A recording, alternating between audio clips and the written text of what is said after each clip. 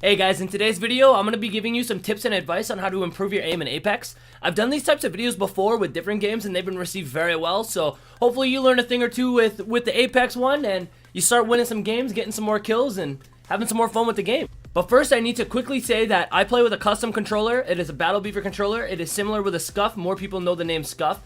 It's similar to a Scuff, but rather than paddles on the back, it's got buttons. So I play with a Battle Beaver controller, so my X and my circle are bound to the back of my controller, so I can jump and crouch while keeping my thumb on the stick. Everything I'm going to say still applies to you, but I feel like I need to add that. Also, I've been playing shooters my entire life. So a lot of these things have translated from game to game to game to game to game. So I've got a lot of practice and time in. So a lot of these things that I'm going to mention in here, you're not going to really get right off rip. You're going to have to put the time in, you're going to have to practice. Some people are naturally better at it than others and will learn way faster. But time is literally everything. So with that said, let's get into the tips. So first and foremost, and probably the most important, is that this game has predictable recoil. Every gun has unique recoil, but you can control the recoil on every weapon. So this is the R301, for example. Me just shooting R2, not touching the right stick, you can see the recoil pattern that I have. Now if I control it by touching down on the right stick just a tiny little bit as I shoot, I can predict that recoil, I can control it. So you can see how the bullet pattern is way more tight right there, right? When I'm controlling it, rather than on the left when I'm just holding R2 and shooting at an enemy. So I'm going to do it one more time. All you need to do is just hold down just a tiny little bit. Now it sounds really simple, but it's actually really difficult and it's hard to get used to. If you want to learn how to do this really well, I do suggest going into the training arena and just practicing with the R301, because the R301 has the least amount of recoil, as far as I can tell, out of any full auto AR in this game. So if you want to practice and get used to it, use the R301.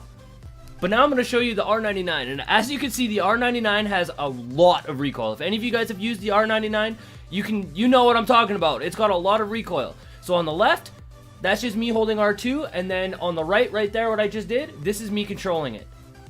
It's basically a laser beam. Now what I'm doing is, one more time, I'm just holding down on my right stick just a tiny little bit. That's all that I'm doing. And I'm able to control that recoil. It's predictable.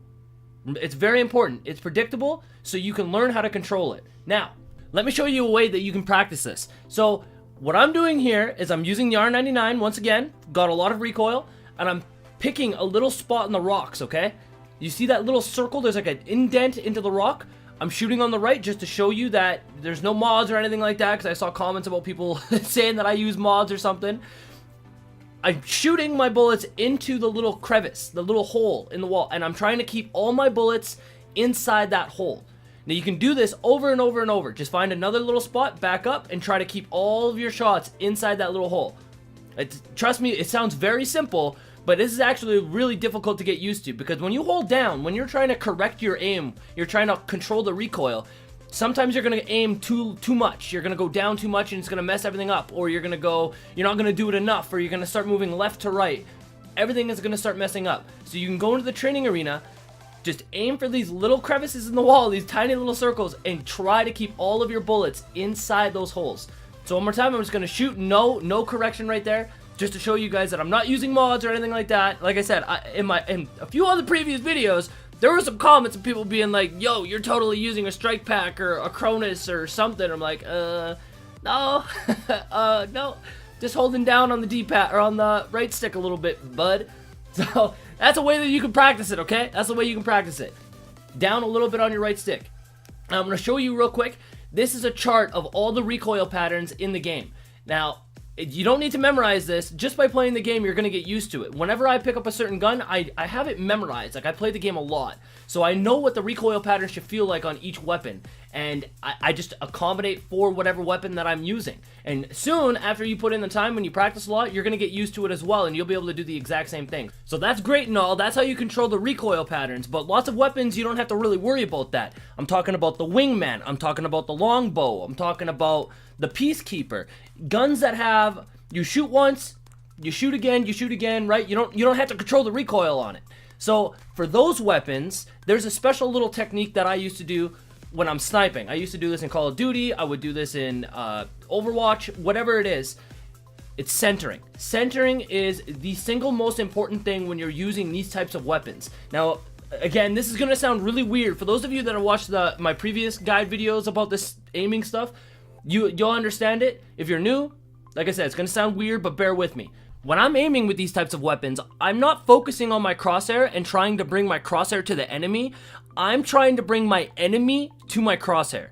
I know it sounds weird and it sounds backwards, but bear with me. So when you're aiming with these types of weapons, you're bound to be less accurate. It's just a fact. We're all playing on console. No matter how good you are, you're aiming with a joystick. Even myself, like I'm missing shots as well. It's just how it is. So the way that I do it is I focus on bringing my enemy to the center before I even aim in. So this clip, for example, right here, I scope in only when the enemy is centered.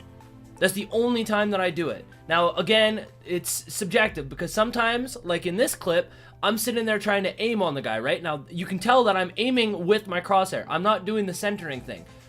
Now, watch after I kill this guy right here. This is the centering coming in right here. So I jump up, I see where he is, I just get him center. It's like I'm not aiming with the crosshair. I'm just getting the enemy center and then I'm shooting. It's hard to explain. I know it sounds kind of silly, but you can see right there, it's the same thing. I'm not aiming with my crosshair. I'm bringing the enemy center and then I'm shooting. So I'm gonna go into the training arena. I'll give you a good example. So obviously this is gonna be a very simple version of what I'm trying to explain, but picture this moving target as an enemy in the middle of a game, okay? Now, what I'm doing here is I'm sitting here and I'm tracking the enemy, and you're relying on your aim as a console player, and you're going to be less accurate. Like I said, it's a fact. You're playing with a joystick, you're going to be less accurate. So what I do is rather than aiming, I put my crosshair center and I wait for the target to go center of my screen and then I shoot. So rather than aiming with your right stick, you're letting the enemy move center. Now, of course, it's going to be a lot more difficult to do in the middle of a game because enemies are going to be unpredictable. They're going to be moving around in different ways. But if you're able to incorporate this into aiming, of course, it's going to be a mixture of both. When when it's all said and done, it's going to be a mixture of both. But if you can get used to letting your target go center rather than trying to aim, incorporate the both together, you're going to see way better results. Way better results. Same thing applies to the longbow. Same exact thing. Rather than aiming and tracking the enemy, I'm sitting there and I'm trying to wait for the enemy to go center and then I'm shooting. Exact same thing. Don't mind the weird little flicky thing that I do. I don't know why I do that in every game that I play when I'm sniping. This is something I do when I'm sniping, okay? I like doing that when I'm sniping. It just looks really flashier. I don't know. Maybe it's just like a subliminal thing in my head. For some reason, I flick it around like that. You don't need to do that. It's just kind of something I do for some reason. But point is, you want to wait for your target to go to your crosshair, okay? Now, once again, I need to say this. This is not going to work in every single situation. Everything is going to be different, but if you're able to get used to it, and if you can incorporate that technique into your normal aiming techniques and do like a good mixture of both, then you're going to be able to do way more. You're going to be much more accurate. You're going to get way more kills. Everything is going to be better.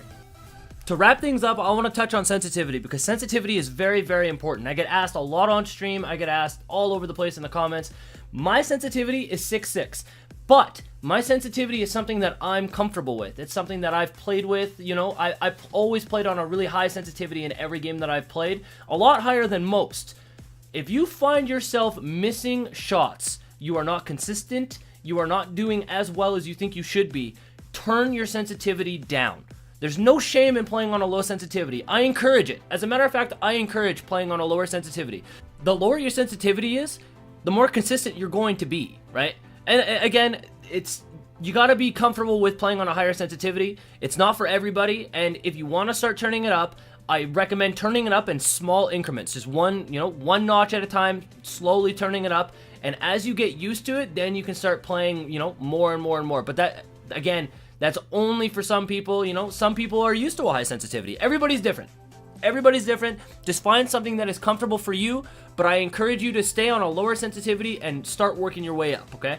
So with all that said, it's really hard to give like a specific guide and just tell you, here's all the magic secrets. It all comes down to practice. You can take these tips that I gave you in this video, practice with it, learn, play the game, have fun. Have fun playing the game.